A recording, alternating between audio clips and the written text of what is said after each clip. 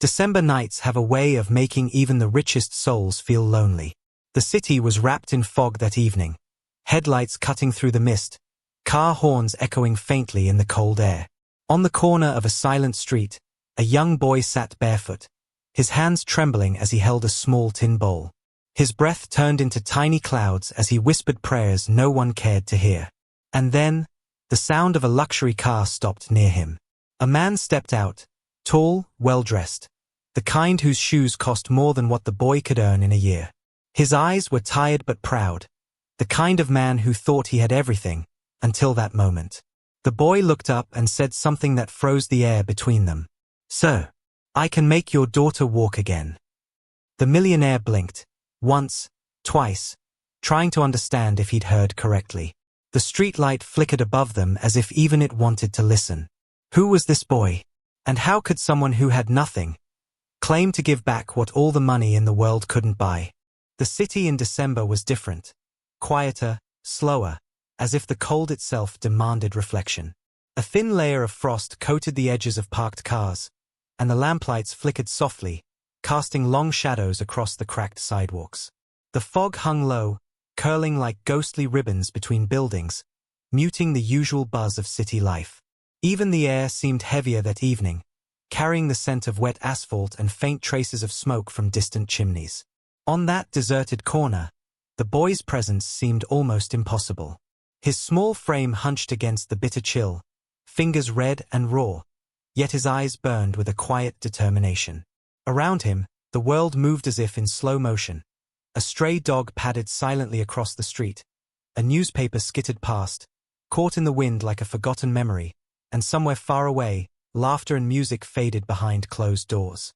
The millionaire's car gleamed under the street lamp, a stark contrast to the dim, muted world around it. He stepped out, leaving behind the warmth of leather seats and polished metal. Each footstep echoed ominously on the wet pavement, a sound that seemed to announce the collision of two very different worlds: wealth and want, power and vulnerability. Even the silence felt loaded, stretched taut with unspoken tension. The boy lifted his chin, daring to meet eyes that had likely never seen struggle, only privilege. And yet, in the frozen pause between them, the street seemed to hold its breath. The distant hum of traffic became a soft backdrop, the cold air wrapping around them like an invisible curtain, shielding this fleeting, fragile moment from the rest of the world. Every detail mattered: the trembling of the boy's hands, the millionaire's instinctive tightening of his coat, the faint crunch of frost underfoot. It was a city at rest, yet alive with anticipation. Something extraordinary was about to break through the stillness, and no one on that quiet December street could have imagined how deeply it would shake their lives. The boy was small, almost fragile in appearance, but every movement he made carried a quiet confidence that contradicted his frame. His clothes were ragged, soaked from the December drizzle, and his bare feet were red from the cold. Yet, when he spoke, his voice was steady, unshaken, cutting through the fog like a bell. He didn't flinch as the millionaire's eyes bored into him. Instead, he met the gaze with a courage born not of bravado, but of survival. Every line of his body hinted at a life hardened by struggle. The way he balanced on the curb, how his fingers lingered protectively near the tin bowl, the subtle rhythm of his breathing as he prepared for confrontation. The millionaire, in contrast, was the embodiment of precision and control. Each motion was measured: the slow removal of his leather gloves, the tightening of his tailored coat, the weight of his gaze that could silence a boardroom with a glance. Wealth and power radiated from him effortlessly, yet there was a loneliness beneath the surface, the kind that money could never shield. His eyes were sharp, scanning, calculating, yet flickers of doubt betrayed a man unaccustomed to being challenged. Their worlds collided in the space between them. The boy's small hand extended, tentative but unwavering, as if offering something intangible yet priceless. The millionaire's eyes widened, his lips parting slightly, a rare crack in the armor of authority. Around them, the December fog seemed to lean closer, muffling the world, amplifying the intensity of this quiet standoff. Subtle details revealed more than words ever could. The boy's hair, tangled from months of neglect, framed a face lit with determination, while the millionaire's perfectly combed hair and polished shoes highlighted a life of meticulous order. The way the boy shifted his weight, never looking away, spoke of desperation and hope entwined. The way the millionaire's hand brushed the car door instinctively, a protective gesture for the life he valued, revealed both fear and disbelief. Even before a single word was fully understood, their personalities, fragile courage against hardened authority, innocence against experience, hope against skepticism, were laid bare. And in that suspended December evening, their interaction promised a story neither had imagined, a lesson in humanity that would test every assumption they had ever held about power, wealth, and the true meaning of strength. The boy took a careful step forward, his small frame trembling not from the cold, but from the weight of what he was about to say.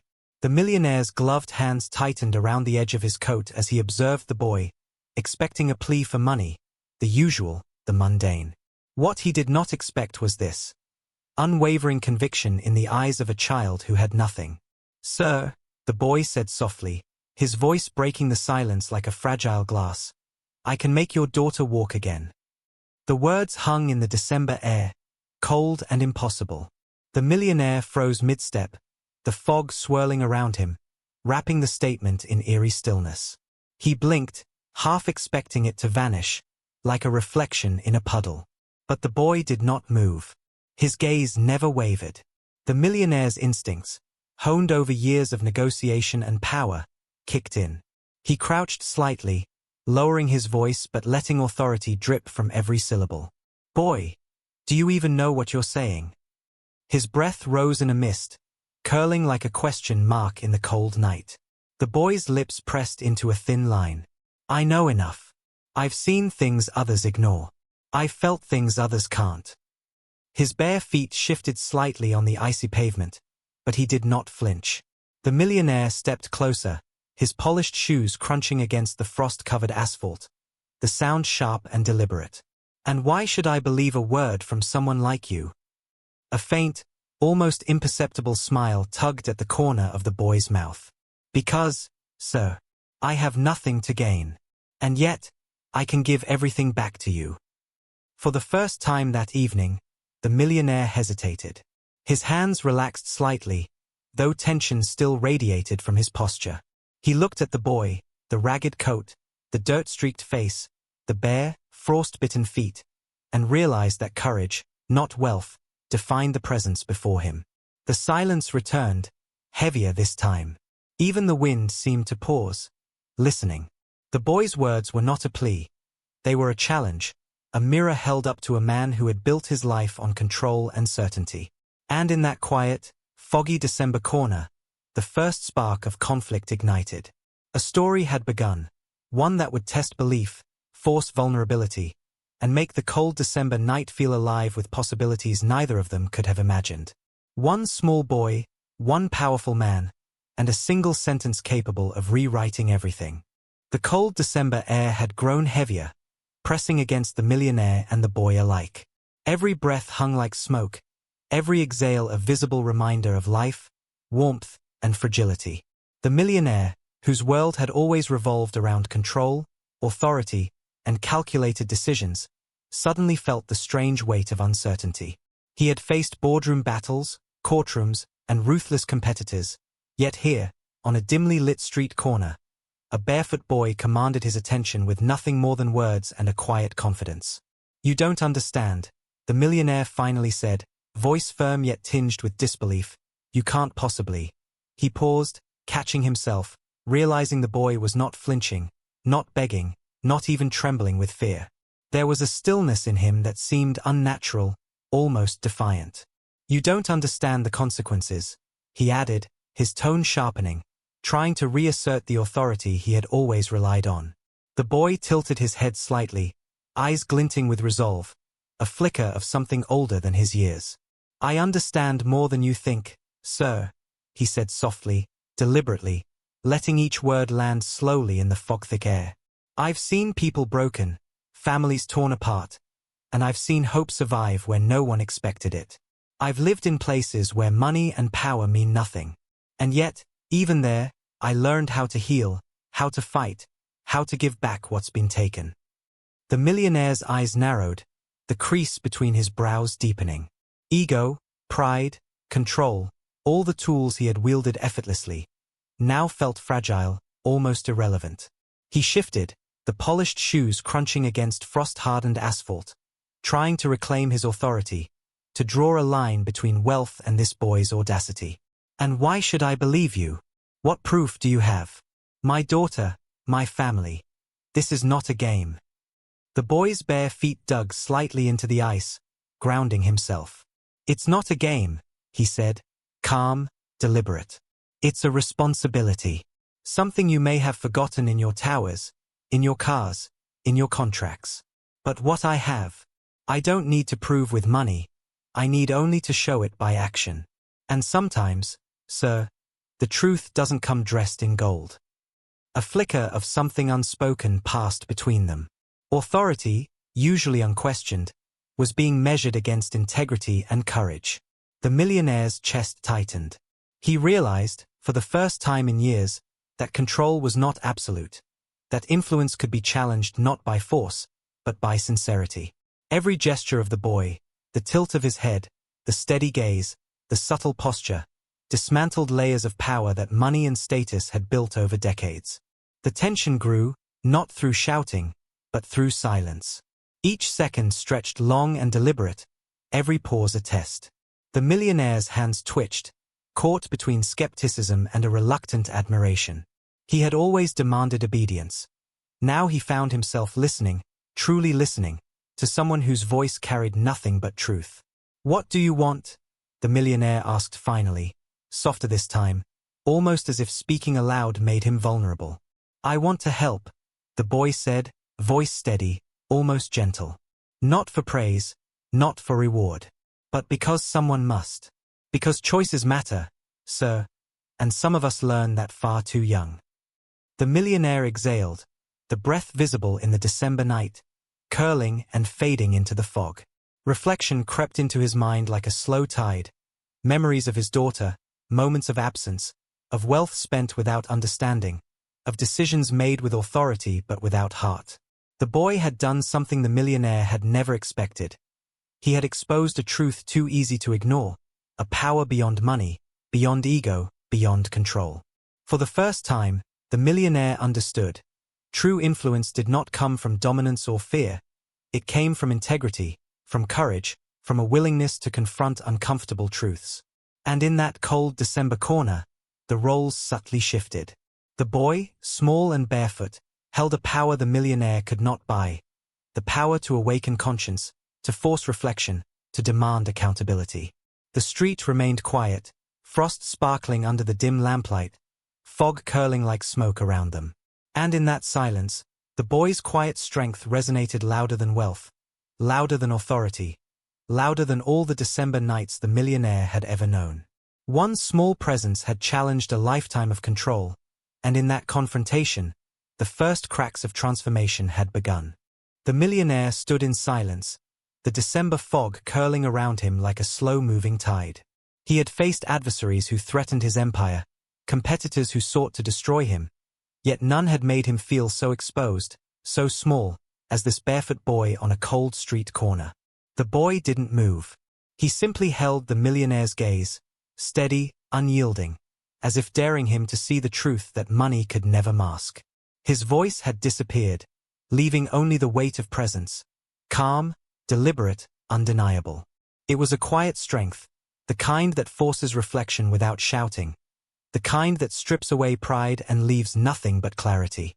And then the realization hit the millionaire like frost on the skin. Control, wealth, and status had blinded him to the fragility of what truly mattered: love, trust, integrity. He looked past the boy's tattered coat, past the bare feet and the trembling hands, and saw the courage that could move mountains, the clarity that could pierce through arrogance, the purity of intent that no fortune could replicate. "Perhaps," he whispered, almost to himself, almost afraid the words might shatter the moment, "I've been looking in the wrong places for strength." The boy nodded slightly, a small, almost imperceptible gesture, but one that carried a weight far greater than any declaration. In that nod, the balance shifted. The millionaire's rigid stance softened, shoulders easing from decades of imposed authority. For the first time, he understood power was not something to wield over others. It was something to recognize, nurture, and, when needed, surrender to truth. The street around them remained hushed, frost glistening under the lamplights, fog thickening yet revealing everything in its muted glow. One quiet boy had changed the course of a man's life, not with aggression or words, but with unwavering presence, calm defiance, and an unshakable commitment to what was right. In that December night, the world shifted imperceptibly, but irreversibly. One heart had opened, one ego had softened, and one moment, brief, silent, profound, would linger far longer than any wealth or authority ever could. The December fog wrapped the city in a quiet, almost sacred stillness. Frost clung to parked cars, their edges sparkling faintly under the dim streetlights, and the cold air made each breath visible, curling like smoke before vanishing into the night. On that corner, the millionaire and the barefoot boy stood facing each other, their differences stark, one draped in wealth and authority, the other in tattered clothes and courage. Yet despite the disparity, the tension between them felt equal, almost electric, as if the air itself was holding its breath. The millionaire's chest heaved, not from exertion but from an unfamiliar uncertainty. His mind raced, cataloguing every risk, every scenario, every possibility. Yet none of it prepared him for the quiet power emanating from the boy before him. There were no threats, no demands, no visible force. Just presence. A stillness that spoke louder than words, and an unwavering gaze that refused to break. "Do you even understand what you're claiming?" the millionaire finally asked, his voice controlled but carrying the sharp edge of incredulity. Each word cut through the fog, yet it lacked conviction, revealing cracks in his authority.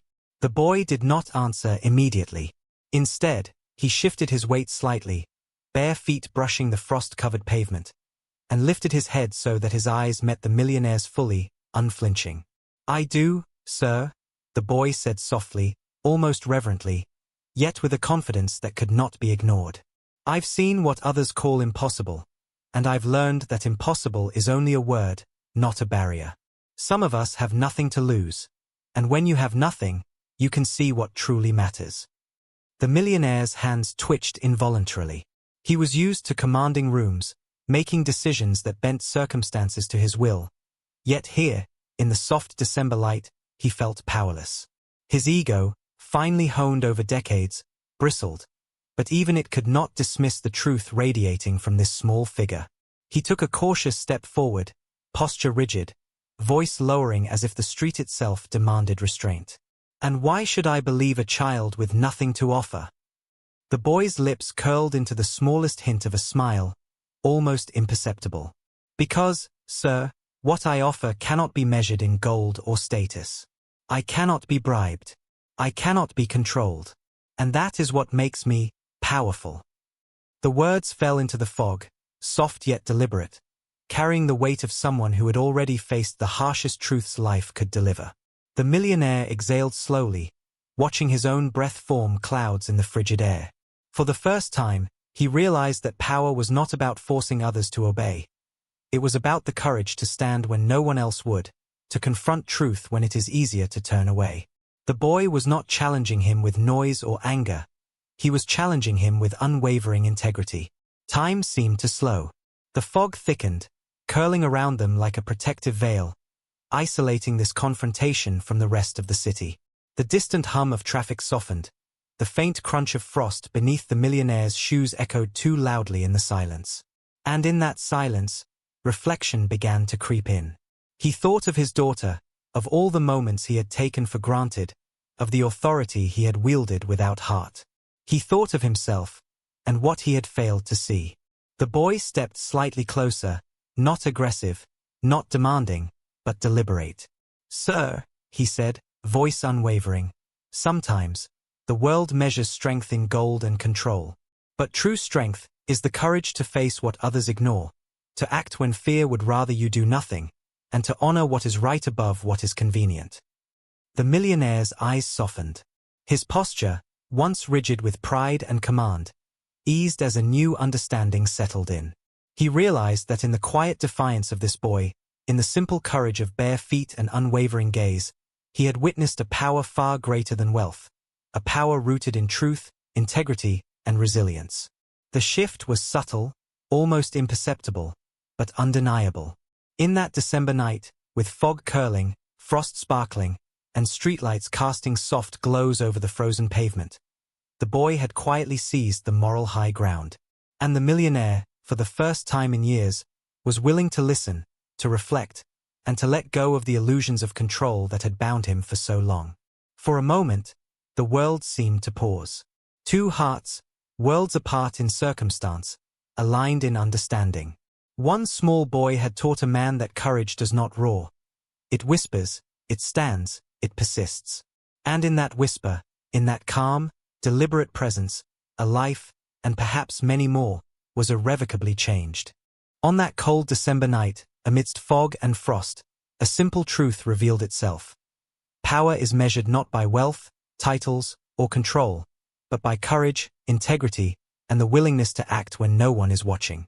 The barefoot boy, with nothing to offer but conviction and heart, reminded a man of privilege that influence is hollow without empathy, and authority without accountability is nothing more than fear in a gilded frame. Life often hides its lessons in quiet corners, in moments too small for headlines, yet too profound to ignore. True strength is not shown in dominance or revenge, but in the courage to confront what is right, even when the world doubts you. And sometimes, the smallest voice, calm, deliberate, unwavering, can awaken the conscience of the mightiest, shifting lives in ways that wealth never could. In the end, the boy did not just promise to make a daughter walk again. He showed a world how to see beyond ego, beyond status, and beyond fear. And that is a lesson worth remembering. Courage and truth often arrive in the quietest footsteps, but their impact echoes for a lifetime.